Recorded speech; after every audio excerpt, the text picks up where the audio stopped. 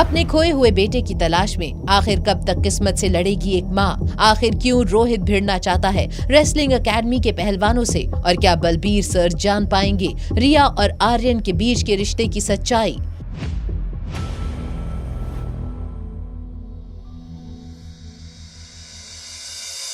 जैसे ही रोहित के कदम बलबीर सर की एकेडमी में पड़े, वैसे ही बलबीर सर ने आर्यन को रिया समझ लिया। रिया का नाम सुनते ही आर्यन के मन में खतरे की घंटी बज चुकी थी। आर्यन समझ गया था कि कहीं न कहीं बलबीर सर रिया को जानते थे, इसीलिए सिचुएशन को बड़ी ही होशियारी से संभालते हुए आर्यन ने कहा, मैं रिया नहीं आर्यन हूँ।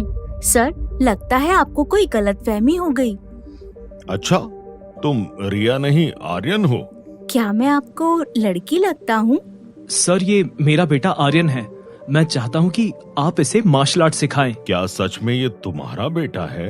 हाँ, आर्यन मारवा मेरा बेटा है, लेकिन आप ऐसे क्यों पूछ रहे हो?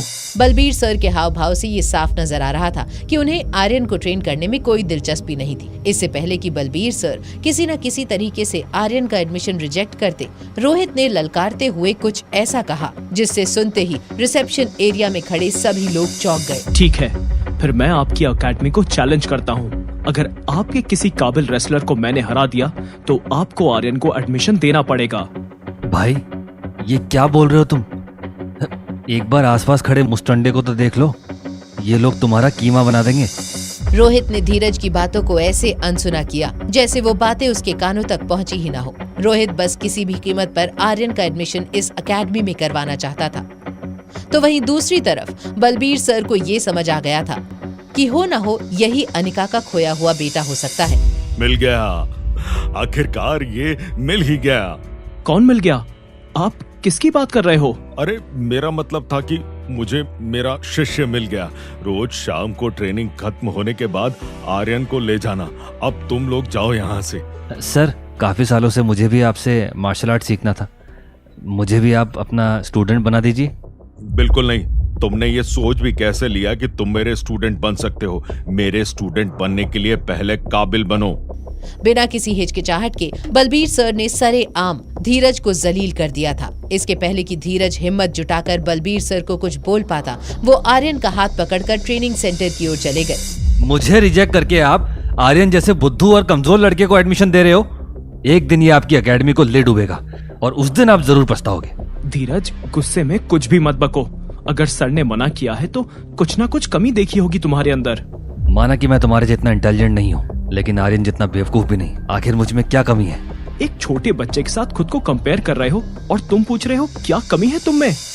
रोहित की इस बात का धीरज के पास कोई जवाब नहीं था। वो गाड़ी में बैठकर वहाँ से निकल गया। वहीं दूसरी ओर बलबीर सर आर्यन को ऑफिस में ले जा रहे थे। एकेडमी की खराब हालत देखकर बलबीर सर ने कहा, एकेडमी को मरम्मत की काफी जरूरत है।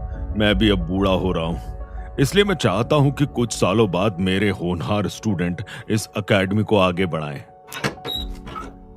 आज से तुम मेरे शिष्य हो और मैं इस बात से बहुत खुश हूँ। मेरे एडमिशन की वजह से?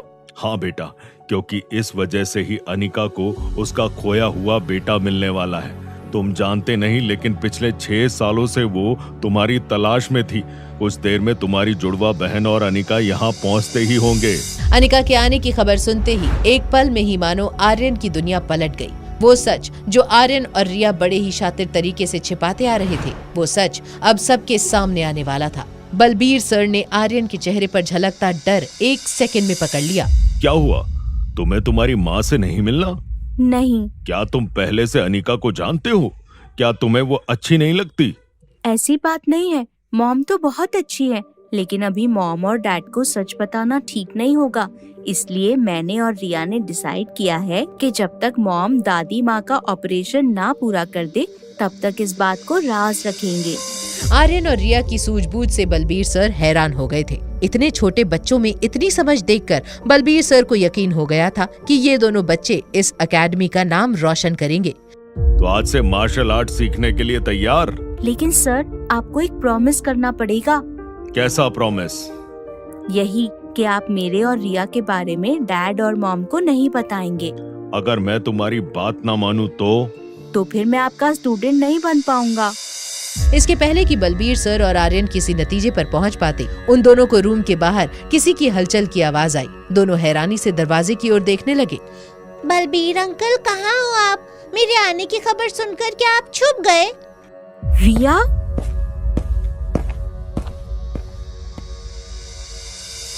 क्या बलबीर सर बनेंगे आर्यन और अनिका के मिलने की वजह? ये चौंका देने वाले सच का सामना आखिर कैसे करेंगे रोहित और अनिका? अनिका मिल पाएगी अपने बेटे आर्यन से या किस्मत फिर से खेलेगी कोई नया खेल?